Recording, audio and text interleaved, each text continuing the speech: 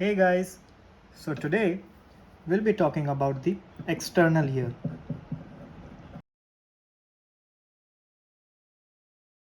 The human ear, or the human ear anatomy, is divided into three parts: as the external ear, the middle, and the inner ear, or the internal ear.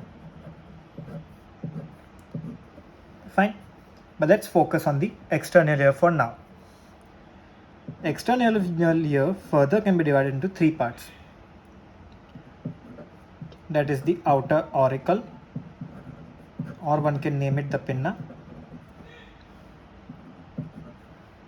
We have the external auditory canal, and of course the outer surface of the tympanic membrane.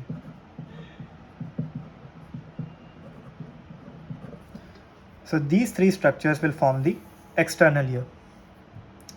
Firstly, we'll talk about the auricle. This entire structure that is drawn here is the auricle. Auricle is essentially the protruding part of the external ear. It is made completely out of yellow cartilage. That is the yellow elastic cartilage. So the auricle entirely is made up of the yellow elastic cartilage, but except for the lobule, there is this section right here, and the outer aspect of the external acoustic meatus, that is the opening for the external auditory canal, right? So these two areas are deficient in the yellow elastic cartilage. Also, apart from that, there are multiple structures in the lateral aspect of the auricle. Alright, let's name them. Firstly, the depression that we see just over the external acoustic meatus is the crux of the helix, because this entire region is the helix. So helix is starting from a position which is just above the external auditory meatus. So we call this section the crux of helix, and this entire region is the helix, right?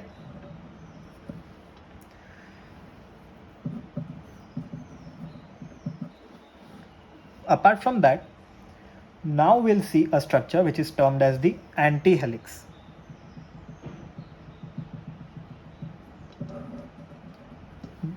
The outer aspect of the earlobe is somewhat similar to this. There is a certain structure and you have its anti-structure. So this here is the anti-helix, just tracing at the interior of the helix. You have the tragus at the medial aspect, at the anterior medial aspect of the external acoustic meatus. And this is the tragus.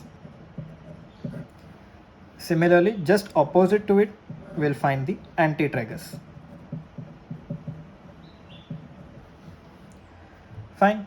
So we defined four structures: helix, antihelix, tragus, and antitragus, right?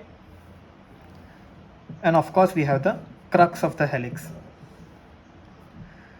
Now the cartilage is also absent in between the region of tragus and the crux of the helix, which is somewhere here.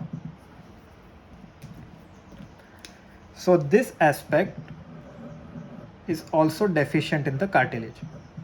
Now this point is important for us. This point or this trace is termed as Incisor Terminalis.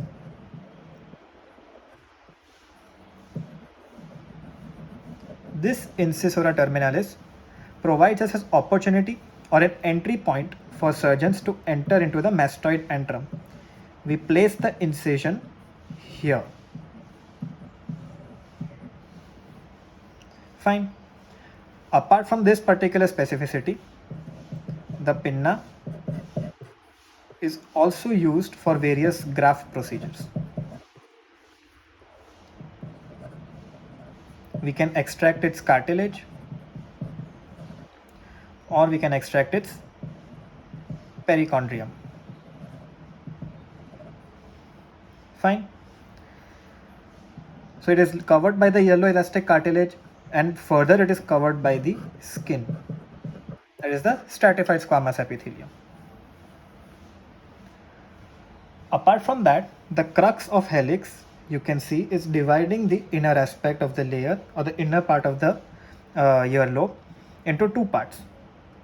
That is the cymba concha and the cavum concha. Fine. So this is the general aspect of the external lobe or the external earlobe. We call it the auricle or we call it the pinna. This is the first part of the external ear. The external auditory canal forms a passage between the pinna and the tympanic membrane, which is also called the eardrum. Fine. It measures about 24 millimeters in length from its posterior aspect or the posterior wall.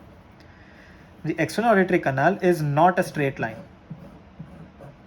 Fine.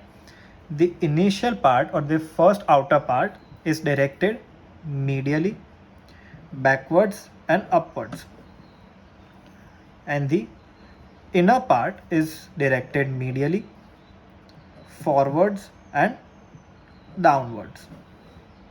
Fine. So the outer part again medially, backwards and upwards, whereas the inner part ends medially, forwards and downwards.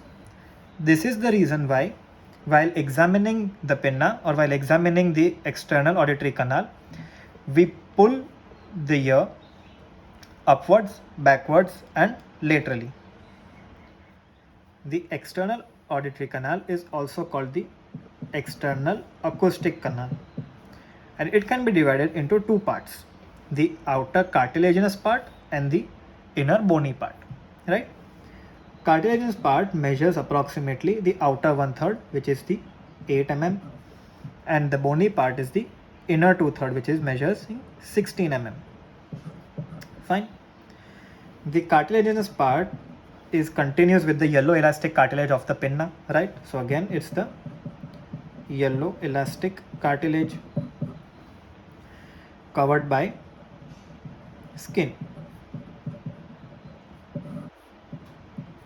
Fine. Yet there are some fissures where the acoustic canal is deficient in the cartilage, and these fissures are called fissures of Santorini. It is through these fissures that infections can pass through the submandibular or the parotid gland. Talking to the bony part of the external auditory canal, it's 16 mm in length. It is covered by the mucous membrane, and further it is covering the bony structure. So the mucous membrane is covering the bony structure of the bony part, right? The bony structures has two specific areas, right? One which is about 6 mm lateral to the tympanic membrane. Fine. And one which is just anterior inferior to the tympanic membrane. This aspect is a narrow zone which is called the isthmus. This is the site of most foreign body obstruction, right? The anterior inferior part or the anterior inferior aspect of the tympanic membrane, there is a downward recess. We call it the anterior recess. Fine. Sometimes in children less than 4 years of age, there might be present its deficiency of the anterior recess, which we call a foramen husky, right? It is through this foramen that infections can spread from the parotid gland towards the external acoustic canal. A point to be noted here is that the cartilaginous part is covered by the skin, whereas the bony part is covered by the mucous membrane. So big difference is that the cartilaginous part has skin, hence it will be accompanied with hair, certain appendages, and also ceruminous glands and the pilosebaceous glands. The contents of which forms the earwax.